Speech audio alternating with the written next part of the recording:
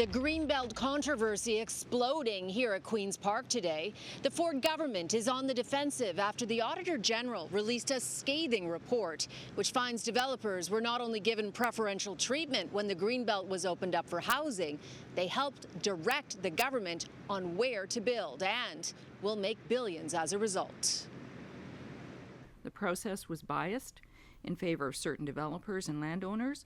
The report finds there was no input from experts or non-political public servants when the land was selected to be removed from the Greenbelt. No, the process was first directed by the Premier shortly after he won re-election and largely carried out by the Minister of Housing's Chief of Staff. And he, according to the AG, was influenced by developers. Here's one example she gave regarding the access they received. Two prominent developers provided packages containing information about two of the Greenbelt land sites to the Housing Minister's Chief of Staff at a dinner function. Lysic's report finds 92% of the lands removed from the Greenbelt were as a direct result of developers' access to the Chief of Staff. 3 developers stand to gain $8.3 billion as a result. The report also finds agricultural and environmental impacts were not considered, and when lands did not meet the criteria to be removed from the protection of the Greenbelt, the criteria was changed.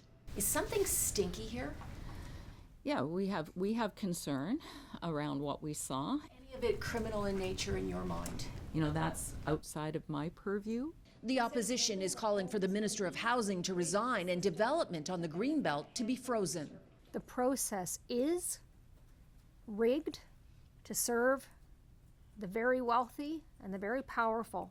From the beginning, Doug Ford's Greenbelt giveaway has had the stench of insider trading, even more so today. The Premier took responsibility. The buck stops with me.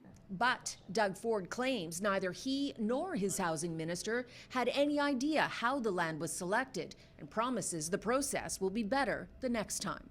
We know that there are areas for improvement as we move forward. Premier, the original allegations and criticisms were that somebody from your government tipped off developers. Now we're seeing in this report that it was actually developers telling a chief of staff where to build.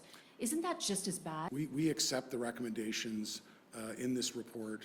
Actually, the one recommendation they are not accepting is to reassess and possibly stop the development on the Greenbelt. In short, no one is losing their job, not the housing minister nor his chief of staff. Ford remains firm in his claim that the housing crisis warrants building on the Greenbelt, even though today's report concludes it's not necessary because there is plenty of other land to meet the government's targets. Premier, do the ends justify the means? Yes, they do. This isn't over yet. The Integrity Commissioner is also investigating the matter, and the OPP are still determining if an investigation is warranted. In the meantime, the ongoing controversy takes away from the government's credibility on its ability to handle big issues like the renewal of Ontario Place and moving the Science Centre, for example.